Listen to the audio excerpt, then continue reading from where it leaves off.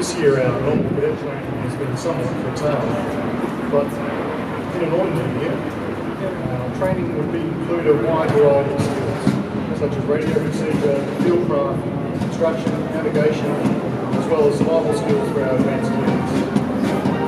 Today, however, we can only show you the ceremonial aspects of the training. It's not, however, possible to undertake a complex and efficient array of teamwork and knowledge with each other that the cadets have developed over the years. So it would create somewhat like an Olympic event where the training and is finished beforehand. Please enjoy the efforts of the cadet unit, Squadron, and the Ceremonial Band this afternoon.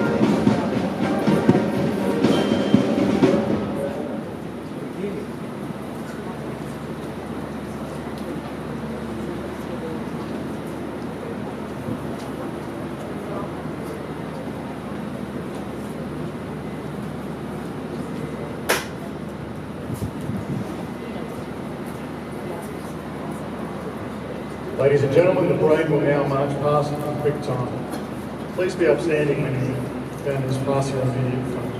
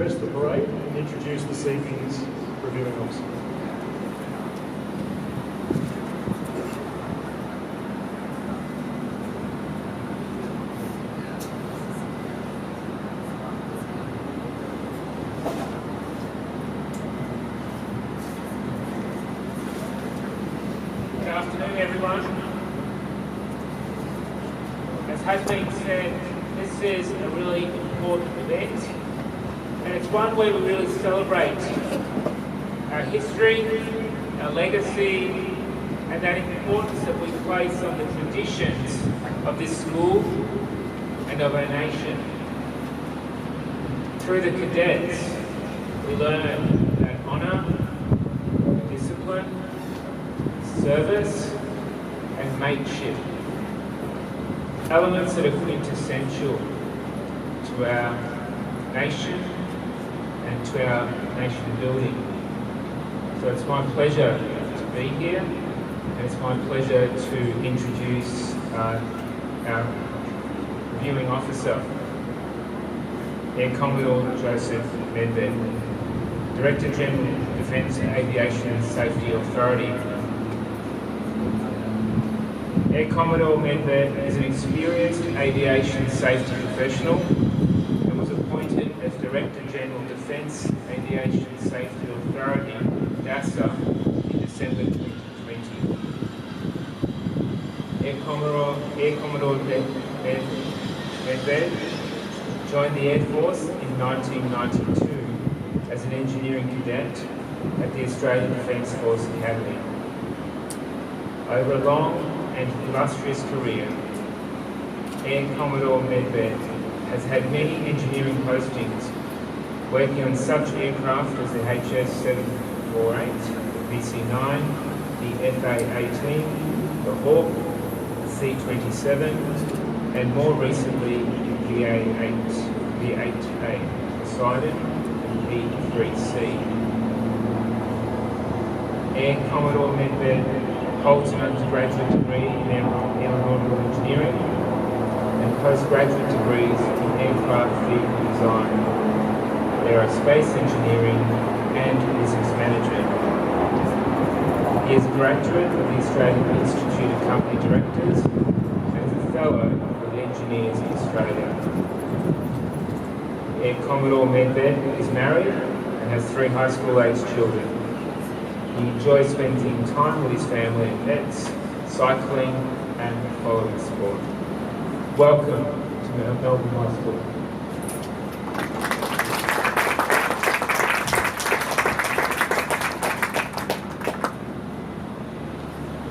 Principal Mordini, ladies and gentlemen, it gives me great pleasure to be here as a reviewing officer at the Melbourne High School Annual Parade, and to witness the Melbourne High School Cadet Unit, the 415 Squadron Australian Air Force Cadet Unit, and the Ceremonial Band on parade.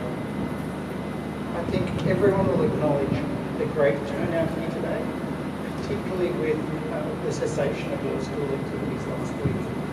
Well done, and relax to those on parade. Today I've been asked to talk about leadership, and I was here 4 years ago, and despite everything that's happened, the fundamental message is the same. Every one of you can be a leader, and that is most important for the Year 12 students on parade today. So what do we mean by leadership? The Australian Defence Force has recently simplified the definition as the art of positively influencing others to get the job done. And this definition is common to all literature on leadership. At its core is influence, and just as importantly, it needs to support the achievement of a positive goal. So in discussing what makes an effective leader, I will start with a common misconception that leaders are born and not made. This is perhaps the most dangerous misconception, often falsely equating leadership with charisma. For the record, all great leaders have to continually work hard on their leadership skills, and it is important to recognise that leadership is independent of rank, position, or authority. Effective leadership has foundations in an individual's character, professional competence, and human understanding. And it is these foundations that we can all work on to be more effective leaders. So starting with character. Character is who you are when no one is watching. It is the authentic you. It is not an act. With conscious effort, you can change your behaviours and character as you mature. But remember, your true colours will always be exposed in challenging situations. Professional competence. To positively influence others to achieve a goal requires knowledge and competence. Whether it is in a sporting arena, in a work or community environment, there needs to be that underpinning knowledge. And to maximise this foundational element of your leadership, you'll need to view learning as a lifelong journey. And it has never been more important to apply critical thinking to cut through misinformation perpetuated by social media and the 24-hour news cycle. And lastly, understanding human behaviour. This is about understanding yourself and others. Or in other words, what makes you and others tick. You need to acknowledge differences between people that are neither right or wrong. And you'll have to adapt your approach to the audience to maximise your impact. And if I can impart one observation of great leaders here, it is about true listening. Try to stop that video in your mind that is focused elsewhere and be present in the moment. Great leaders listen more than they speak. They excel in teams by understanding the contribution of all individuals.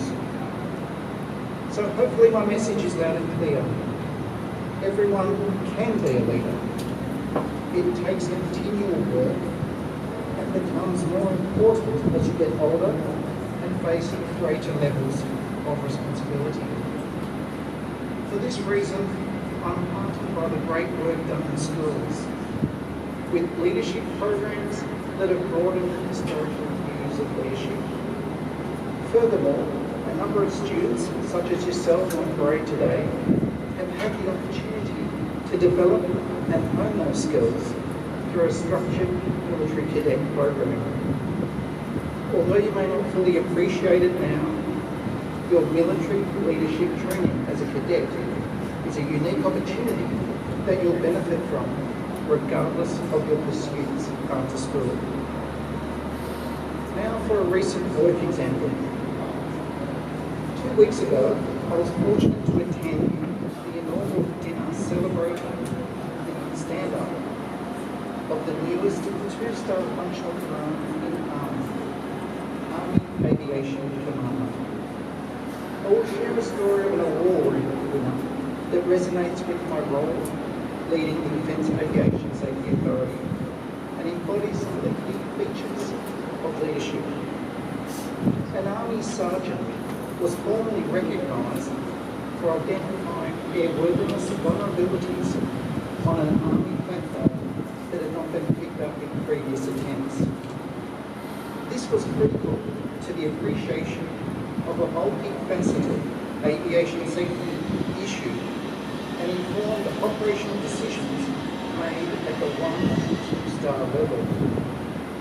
He further directly contributed to a remediation plan that saved appreciable time and effort than originally expected to return an aviation platform to operations. So how did he exhibit leadership in this example? Firstly, he was engaged by senior Army officers due to his demonstrated character and professional competence. And it was his deep professional competence that identified the airworthiness vulnerabilities, not previously identified despite 5 attempts. But it was not his professional competence and character alone. His understanding of human behaviour, how to engage, how to be heard, and the respect he garnered from senior managers and leaders across army and industry led to him having much greater influence and input in developing a remediation to address these safety vulnerabilities. His superior achievements were recognised as well above that expected of his rank, role or position, and ultimately it can be linked to his superior leadership ability. So from my work example back to yourselves, as cadets and students, there are leadership opportunities in every facet of your lives, whether it be a sporting team, a club, or even within your local community. You all have an opportunity to lead or influence others to collectively achieve positive outcomes. Now, a few specific points for the Year 12 students. By getting this far, you've already demonstrated qualities of resilience and adaptability to overcome challenges. As we have seen over the last 2 years, the world we live in continues to change. We must be ready and agile to adapt to new ways of doing things, which will be difficult at times since we'll be at odds with what you have learned or believe. You may be faced with scenarios that challenge your values or require you to step forward and show leadership. So my 2 recommendations to you: don't be a bystander if the occasion calls for intervention. And with change, be the leader who looks to the opportunities it presents. In conclusion, you, the cadets on the parade, should seek leadership opportunities in your everyday lives. And for the Year 12 students, you will be exposed to greater freedoms and responsibilities as young adults. Your ability to positively influence and lead within your own environment will be more important than ever. So a final congratulations to all the cadets for the fine turnout on the parade this afternoon, and good luck in particular for the Year 12 students in your future endeavours. Thank you.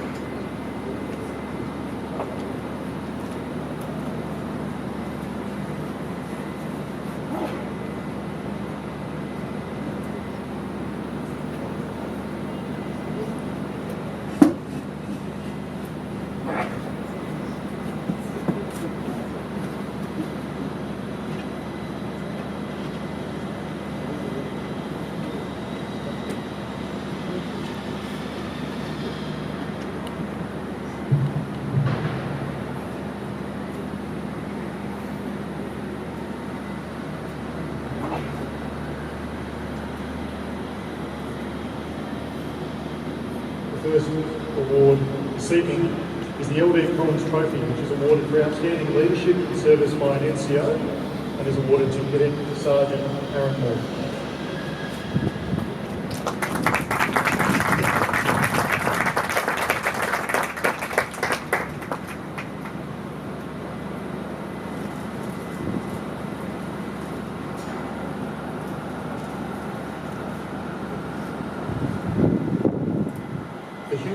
Cup was donated in memory of an old boy who died on active service. It was rededicated in 1996 for the most promising recruit. This year, it is awarded to Cadet Jehan Manakar.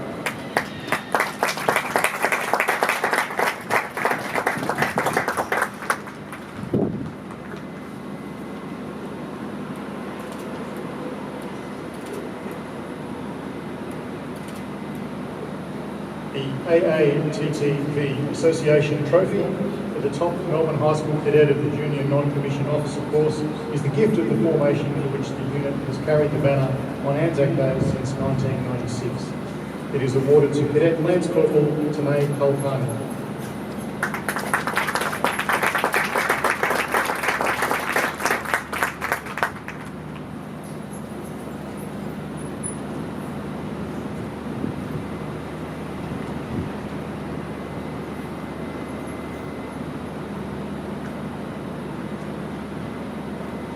The second 11th Field Regiment Trophy is the gift of the Association and is awarded for service to Ceremonial Band to Cadet Under Officer Zach.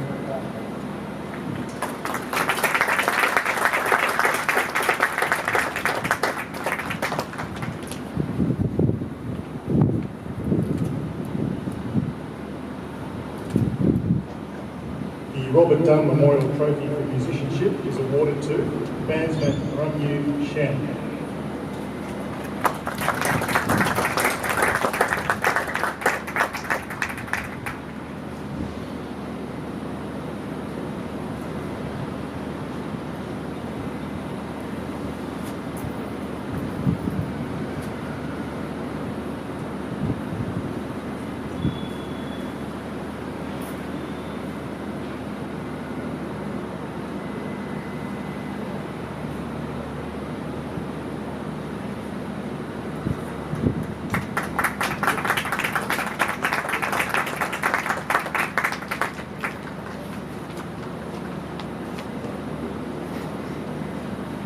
The Flight Lieutenant GD Lowen Trophy is named for the former flight commander of 15 Flight and is awarded to the Ducks of the basic year.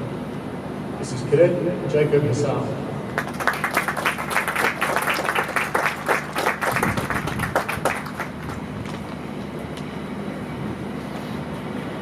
The Squadron Leader JC Eldon Trophy for the most outstanding proficiency cadet is awarded in recognition of his contribution to the school. This goes to leading cadet Andrew Chen.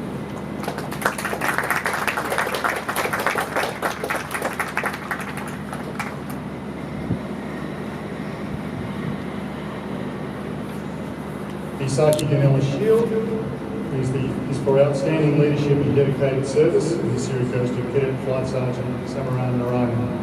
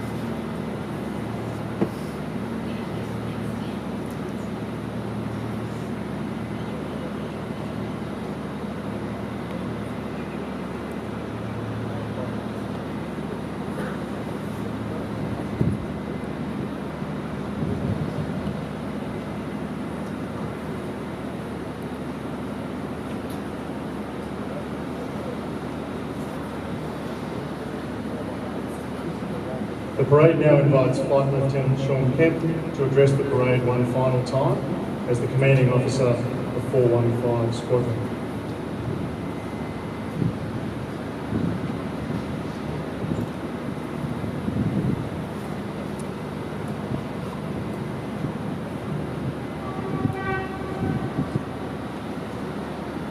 Wing Commander Medved, Principal Tony Anthony Mordini, distinguished guests, members of the band, squadron, and the army cadets.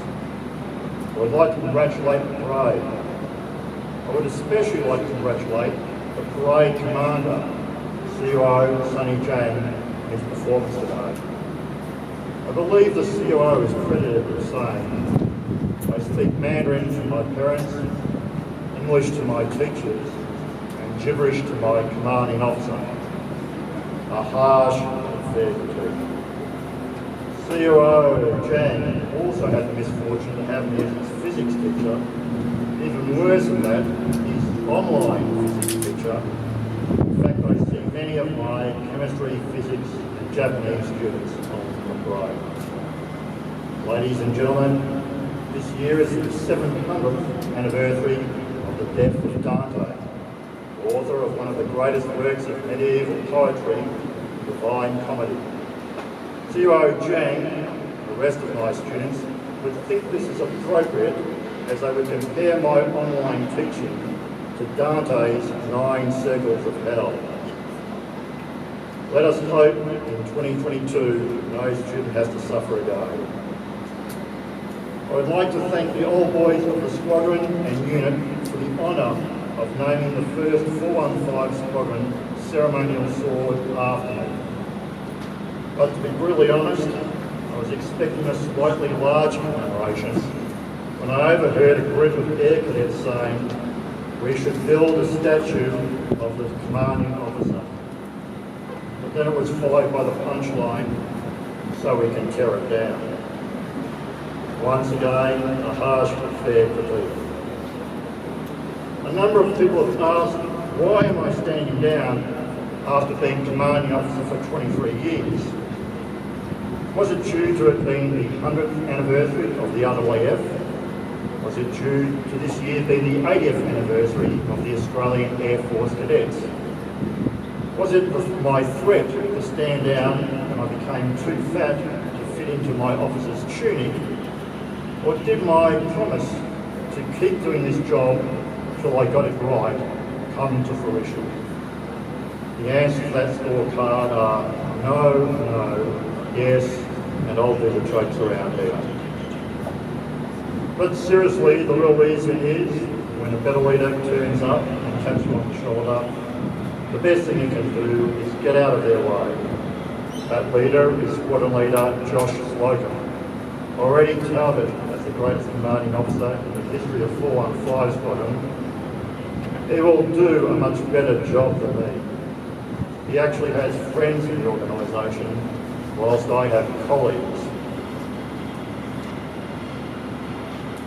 I salute you, sir, and wish you all the best in the future. Given this is my last speech as commanding officer, I just wish to thank several people.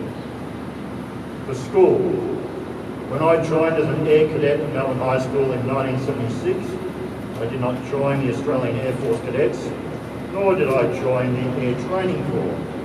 I joined the Air Training Corporation, a public organisation set up after the Whitlam government had disbanded all cadets throughout Australia. Only through the work of my previous commanding officers present here today and the support of the school administration did Air Cadets continue.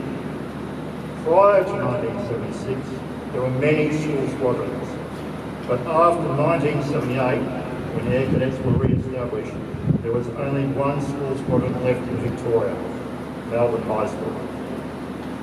That support has continued to this day, and I would like to thank the school administration for their efforts over many years. The Tatham Wallace Band. There's a sad fact that most of the cadets on this parade ground think it only natural to march to live music. Nothing could be further from the truth. Many times I've been to 4-wing air cadet parades and all they've had is a CD player, a poor substitute. The band is the treasure of Melbourne High School. People think I come to these parades because I'm obliged to. No, I come to listen to the band play. The Army Cadets. Much is made of the mantra, there are no blue cadets or green cadets, but only a purple cadet corps. I cannot overstate the support and friendship the Melbourne High School Army Cadets have given me and my organisation over the years. When other organisations take 12 weeks to tell us what they cannot give us, the Army Cadets have always been generous with their logistics. Where other organisations tell us that certain activities are problematic, Army Cadets have found places for our cadets to share in their activities. In short, there is no better group of comrades I would have by my side. The staff of 415 Squadron. One of the greatest mysteries of my 23 years in command is why in the world, when I give orders, my intelligence staff actually pay attention to them. I have never had to delegate work as my staff know exactly what needs to be done and just do it. I have spent 23 years happily being both redundant and superfluous. I thank them for their hard work and friendships over many years. The cadets of 4 and 5 Squadron. My motivation for doing this job is standing in front of them. The success of the new cadets was brought to a focus earlier this year by a speech by the Director General of Cadets, Air Force, Air Commodore Craig Heath, a man of the same age as I. He joined Air Cadets for his school squadron at Sydney Technical School and became a CUO. I joined for Melbourne High School and became a CUO. The Air Commodore went on to a career as a pilot and pilot instructor, including training the roulettes, whereas I bombed out after spending 5 years trying to fly an Air Cadet glider, scarily similar trajectories. But at the meeting he said the two skills that he came away from his time as a cadet that held him in good stead for his entire career were leadership and instructional technique. And I would agree wholeheartedly. I see no organisation that practically prepares young people for leadership and teaching than cadets. I say this every year to my promotion courses. I have a diploma of education, I have a bachelor of education, I have a master's of education, and I have a PhD in education. The best teacher training I ever did was as an instructional technique as a cadet. Cadets of 415 Squadron.